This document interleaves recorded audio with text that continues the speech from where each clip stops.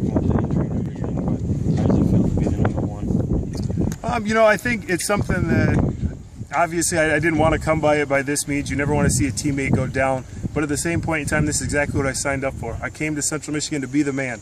And I want to do great things. And the first thing you got to do is get on the field to do great things. So I've really kind of embraced it. I don't view myself in any means. There's no confusion. I don't wake up and think of myself as a placeholder. I'm not holding down the job for anybody. I'm the starting quarterback at Central Michigan University. So I've had a great first 2 days of practice. I don't think that there's anything I can do to change who I am. Guys aren't going to respond to that. Whether you're the backup and then you become the starter, you're the starter, whatever the case is, you need to be you and just keep being positive, and that's what I've been trying to do. So, you know, this is what I dreamed about, and I got my opportunity, so I'm ready to go. So it's been quite a while since you were on the field for live game action before Saturday. How nice was it to get back out there and get hit? Oh, it was great. You know, I joked with Coach Enos a little bit. He wasn't too happy when it happened on the game day, but that first run I had, there was no way I was giving that ball up. And ultimately it didn't work out. But it was great to be back down there. It was ironic that the last time I had started a college football game was down in that area at Ford Field, so it was just exciting. And I think what I took away from it most was I got out there and Michigan had the number 17 team in the nation, and there were long spurts of time that we were doing positive things. So I really walked away from that game disappointed in the result, but at the same point understanding and confirming in my mind that I can be a player at this level. So I'm excited. With the coaching staff already having packages for you prior to Cody's injury, does it maybe give you a little more confidence that they had the confidence in you? Oh, absolutely. When we were getting ready for the game, they said that, you know, I had earned the right to play, and that obviously it was going to be a back and forth type situation. But when I went in there for the first time, you know, it wasn't something brand new. I knew I was going in. That was all scripted. And then when I got to keep playing, that was a little new. But I took every snap like, you know, this could be my last one. This could be my last one. And finally, they said, Alex, you're the guy. Let's go. And after that, I got to cut it loose a little bit and just play the rest of the game. Did you learn a few things as far as reads that you need to maybe improve on, do a little bit better at? Yeah, I think that really what I learned the most about was just game day type operation stuff. You know, when you're in practice, you can practice being the guy until you're out there dealing with TV timeouts and moving fronts and checking things from the set, things like that. You can't quite simulate. It's a little different animal. Obviously, I need to make decisions maybe a little quicker at times, but that's just something that I will slow down with game experience, and I'm not really worried about it because I know I'll put in the work to make it happen. How would you assess your overall performance on Saturday after you watched the film and everything like that? Losing because the team lost, but at the same point in time, encouraging, moving forward. I'm going to always judge myself by the team's results. If we lose the game, I didn't play well enough. That's just a fact. You know, I have the fate of our team, this program, and all of Chip Nation in my hands every snap when I'm holding the ball. And it's my responsibility to move us down the field, and I take that very seriously. At the same point in time, I'm not going to lie, say that it wasn't all negative. You know, I had positive things. I took a lot away. It was a giant learning curve for me as far as now my feet are wet. I'm the quarterback with the most experience on the team. I'm the guy. So I need to move forward with that understanding, knowing this is very serious, that I can't slack off. I can't take breaks, that there are a lot of people depending on me. And that realization or that confirmation of what I already knew is something that's going to motivate me forward this week and hopefully on to next week and the week after. And as we keep going down the season, I'll be prepared every week, and hopefully there won't be much that surprises me out there. I mean, so much is, you know, kind of taking advantage of your opportunity. How do you kind of make the most of the opportunity you have right now? Well, I've said from day one that when opportunity knocks, I'm going to answer the door.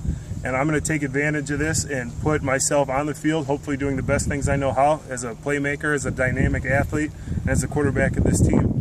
And I'm going to keep putting my case out there that, you know, I can play football at this level. I can run the spread. I can go under center and hand the ball off. I can throw the ball down the field. That I just need to go out there and show that I can do everything we need to do to win football games. And I'm just going to take that 1 week at a time. Is the entirety of Ithaca and Ashley going to be at this game? You'd be surprised how many texts and messages and things like that I've got from people I haven't talked to in a long time. But, you know, getting your face on national television on Big Ten Network reminds people about you a little bit. But, you know, there'll be some Ithaca community out here, and, you know, that's something when I committed here. I knew that I'd have great following and a great support. Ithaca is my home. A lot of people, I'm sure, will come up and support, and that's great.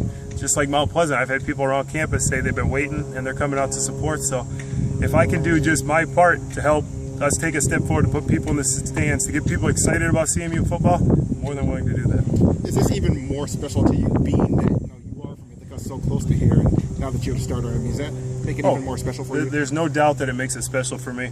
Coach Hesbrook is somebody that's a role model of mine. He's a mentor of mine, and he checks in with me all the time. And he sends me messages. Last night he sent me a message, and he's on me to be prepared about how proud the community is, about things that I can do as a player, about what a positive influence I've made, about how people are talking about me or using me as a role model.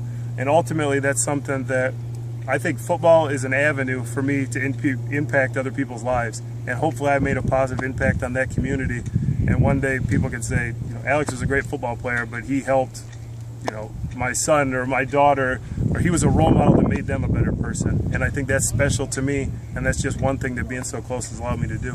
So your first game experience came in front of 112,000 fans against the top-ranked team in the country. How does that experience help you going forward? I can't imagine I'll be too nervous at home.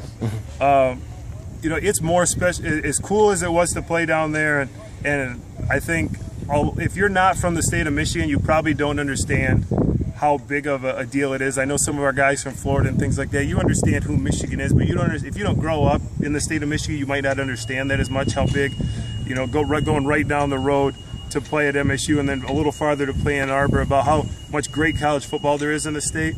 But at the same point in time, I'm more excited to come home and play in front of our fans. Guys and people that come out and support us, the people that I see when I go to Walmart and they shake my hand and I get to sign autographs and take pictures, things like that. I'm excited to play in front of those people, because those are the people that support me on a daily basis.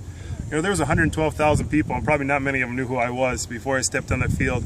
But there were people in maroon and gold that were cheering me on. They gave me hugs after the game, things like that. I'm excited to come home and play in front of the fans that love us like we love them.